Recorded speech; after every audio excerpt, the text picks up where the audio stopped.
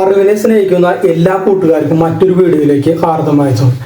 ഇന്നത്തെ ഈ വീഡിയോയിൽ നമ്മൾ കേട്ടിട്ടുണ്ടാവും, അഹമ്മദാബാദിലെ ഇന്ത്യയുടെ ബോയിങ് 757 എന്ന് പറയുന്ന ഡ്രീം ലൈനർ വിമാനം അപകടത്തിൽപ്പെട്ട് ഏകദേശം 250 അധികം നിരപരാധികൾ അവിടെ മരണത്തിന് കീഴ്പ്പെട്ടു.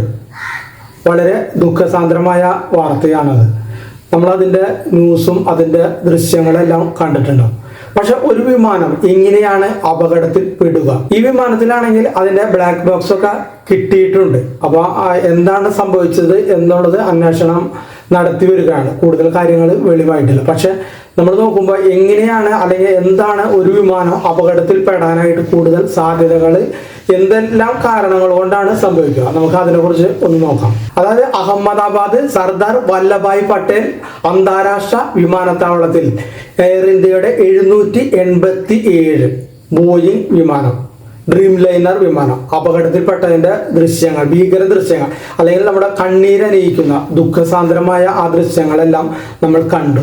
ഏകദേശം 240 ആളുകളാണ് വിമാനത്തിൽ ഉണ്ടായിരുന്നത്. പക്ഷെ 250 കൂടുതൽ ആളുകൾ മരണപ്പെട്ടതായിട്ടാണ് റിപ്പോർട്ടുകൾ വരുന്നത്.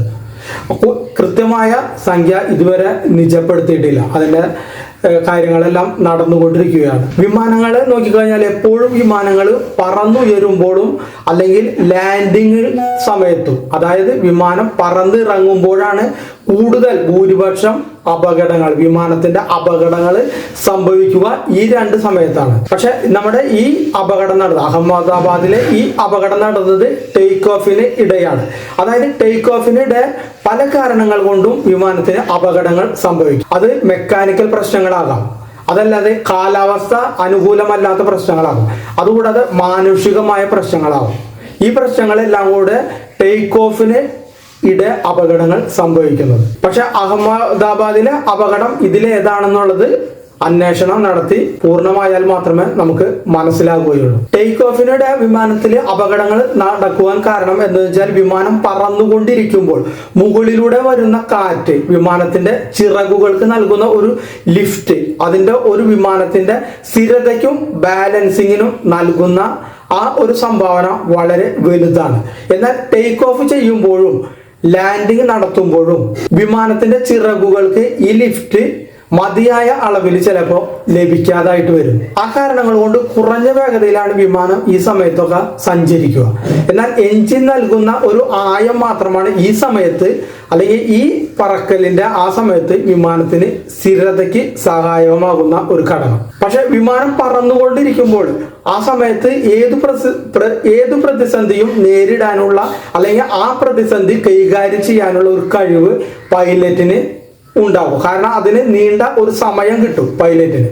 എന്നാൽ താഴേക്ക് പതിക്കുന്നതിന് മുമ്പ് അല്ലെങ്കിൽ ലാൻഡ് ചെയ്യുന്ന ആ സമയത്ത് വളരെയേറെ സമയം പൈലറ്റിന് എന്തെങ്കിലും സംഭവിച്ചാൽ കൈകാര്യം ചെയ്യാനായിട്ട് സമയം കിട്ടും. അടിയന്തരമായിട്ട് ലാൻഡിങ് നടത്തണമെങ്കിൽ കൂടിയുമൊക്കെ പൈലറ്റിന് അതിനുള്ള സമയം ലഭിക്കും. എന്നാൽ ടേക്ക് ഓഫിന്റെയും ലാൻഡിങ്ങിന്റെയും ഇടയിലുള്ള ആ ചെറിയ പീക്ക് ടൈമിലുള്ളൂ, ആ പീക്ക് ടൈമിൽ വരുന്ന അപകടങ്ങളെ നിയന്ത്രിക്കാൻ പൈലറ്റിന് പൊതുവെ സാധിക്കാതെ വരികയാണ് ഭൂരിപക്ഷം അപകടങ്ങളിലും സംഭവിക്കാറ്. ആ സമയത്ത് പരിമിതമായ സമയം മാത്രമേ തീരുമാനങ്ങൾ എടുക്കാനായിട്ട് പൈലറ്റിന് ലഭിക്കുകയുള്ളൂ. കാരണം വെച്ചാൽ ഭൂമിയിൽ നിന്ന് പരിമിതമായ അകലം മാത്രമേ ഈ ടേക്ക് ഓഫ് സമയത്തും ലാൻഡിങ് സമയത്തും വിമാനം ചലിക്കുന്നുള്ളൂ. അപ്പൊ പൈലറ്റിന് അവിടെ പ്രതികരിക്കാനുള്ള, അല്ലെങ്കിൽ തീരുമാനം എടുക്കാനുള്ള, അല്ലെങ്കിൽ ചിന്തിക്കാനുള്ള ആ സമയം, ആ കണക്കുകൂട്ടലിനുള്ള ആ സമയം വളരെ പരിമിതമാണ്. അതുകൊണ്ട് തന്നെ എന്തെങ്കിലും ചെറിയ പിഴവോ എന്തെങ്കിലും സംഭവിച്ചു കഴിഞ്ഞാൽ പെട്ടെന്നാണ് ആ സമയത്ത് അപകടങ്ങൾ ഉണ്ടാവാൻ സാധ്യത കൂടുതൽ. ടേക്ക് ഓഫിന് തൊട്ടു പിന്നാലെയുള്ള അപകടങ്ങളിൽ ടേക്ക് ഓഫിന് തൊട്ടു പിന്നാലെയുള്ള അപകടങ്ങളിൽ ഏറ്റവും പ്രധാനമായത്, അല്ലെങ്കിൽ സാധാരണമായിട്ട് വരുന്ന അപകടങ്ങൾ എന്താണെന്ന് വെച്ചാൽ എഞ്ചിന്റെ ഒരു തകരാറാണ്. അതായത് എഞ്ചിനുമായി ബന്ധപ്പെട്ട എന്തെങ്കിലും മെക്കാനിക്കൽ തകരാറ് ഉണ്ടെങ്കിൽ അപകടം സംഭവിക്കാം. അത് അറ്റകുറ്റപ്പണികൾ ശരിയായിട്ട് നടന്നിട്ടില്ലെങ്കിൽ അപകടങ്ങൾ സംഭവിക്കാം. അതുകൂടാതെ ടേക്ക് ഓഫ് സമയത്ത് പക്ഷികൾ, ചില ഭാഗത്തൊക്കെ പക്ഷികളൊക്കെ ഇങ്ങനെ കൂട്ടത്തോടെ പറക്കുന്നുണ്ട്. അപ്പൊ അവര് എഞ്ചിന് തട്ടിയിട്ട് അങ്ങനെ, അല്ലെങ്കിൽ എഞ്ചിന്റെ അകത്ത് പക്ഷികൾ നിർഭാഗ്യവശാൽ കടന്നുകൂടിയാൽ അപ്പോഴും അപകടങ്ങൾ സംഭവിക്കാം. അപ്പൊ എഞ്ചിന്റെ തീ അല്ലെങ്കിൽ എഞ്ചിന്റെ പ്രവർത്തനത്തിലെ അത് ബാധിക്കുകയും ആ സമയത്ത് അപകടങ്ങൾ സംഭവിക്കാൻ സാധ്യത കൂടുതലാണ്. മറ്റൊരു കാര്യം പൈലറ്റുമാർക്ക് സംഭവിക്കുന്ന പിഴവാണ്. അതായത് വേഗത, ആ സമയത്ത് വേഗത ഒരു കൃത്യമായ അളവിലായിരിക്കണം. അതുകൊണ്ട് അത് ഉയരം, ദിശ എന്നിവയെല്ലാം കൃത്യമായി പാലിച്ചിരിക്കണം.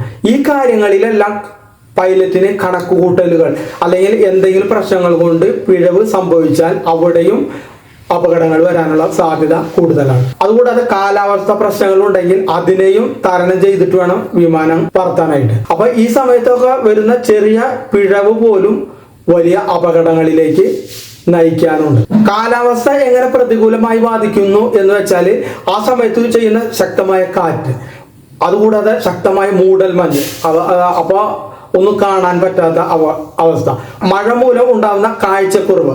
അപ്പൊ മഴ മൂലം വമ്പിച്ച മഴ വരുമ്പോൾ അതിന്റെ കാർമേഘങ്ങൾ മൂടിയിട്ടുള്ള ഒരു കാഴ്ചക്കുറവ്, ഇതെല്ലാം പ്രശ്നങ്ങൾ നേരിടാറുണ്ട്. ഇതൊക്കെ നിരവധി വിമാനാപകടങ്ങൾക്ക് കാരണമായിട്ടുണ്ട്. അപ്പൊ ഇവിടെ നടന്നത് മൺസൂൺ കാലം ആയതിനാൽ കാലാവസ്ഥയിൽ ഉണ്ടായ എന്തെങ്കിലും പ്രശ്നങ്ങൾ മൂലം ആണോ ഇങ്ങനെ സംഭവിച്ചത് എന്നൊന്നും വ്യക്തമല്ല. അതൊക്കെ അന്വേഷണത്തിലൂടെ കണ്ടെത്തേണ്ട കാര്യങ്ങളാണ്. ഇനി ഇത് പക്ഷിശല്യം എങ്ങനെയാണെന്ന് വെച്ചാൽ വിമാനം പറന്നുയരുമ്പോൾ പക്ഷികൾ ഇടിക്കുന്നത് സാധാരണമാണ്.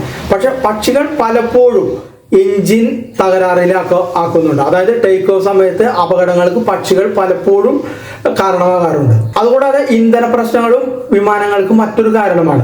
പക്ഷെ ഇപ്പോഴത്തെ കാലങ്ങളിൽ ഇന്ധന പ്രശ്നങ്ങൾ അങ്ങനെ വന്നിട്ടില്ല. പണ്ട് കാലത്തൊക്കെ ഇന്ധന പ്രശ്നങ്ങൾ വിമാനത്തിൽ വന്നിട്ടുണ്ട്. കാരണം ഗുണനിലവാരം കുറഞ്ഞ ഇന്ധനത്തിന്റെ ഉപയോഗം മൂലം പല വിമാനങ്ങളും പണ്ട് കാലത്തൊക്കെ അപകടങ്ങളിൽ പെട്ടിട്ടുണ്ട്. അതായത് 1980 ജനുവരി 7-നും 1981 സെപ്റ്റംബർ 11-നും ഇടയിൽ ഏകദേശം 114 വിമാനാപകടങ്ങൾ നടന്നിട്ടുണ്ട്.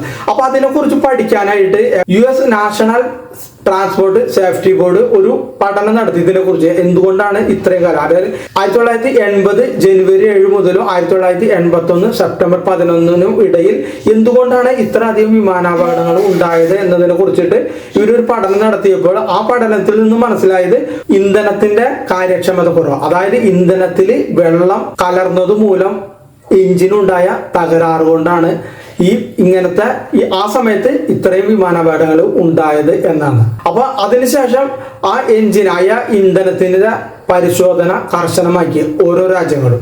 അപ്പൊ ഇന്ന് അങ്ങനത്തെ ഉള്ള ഇന്ധനത്തിന്റെ കാര്യക്ഷമത കൊണ്ടുള്ള അപകടങ്ങൾ വളരെ കുറവാണ്. മറ്റൊരു കാര്യം എന്ന് വെച്ചാൽ ആശയവിനിമയത്തിൽ വരുന്ന പ്രശ്നങ്ങൾ മൂലവും അപകടങ്ങൾ സംഭവിക്കാറുണ്ട്. അതായത് പൈലറ്റുമാരും എയർ ട്രാഫിക് കൺട്രോളർമാരും തമ്മിൽ നടക്കുന്ന ആ ആശയവിനിമയം വളരെ പ്രധാനപ്പെട്ടതാണ്.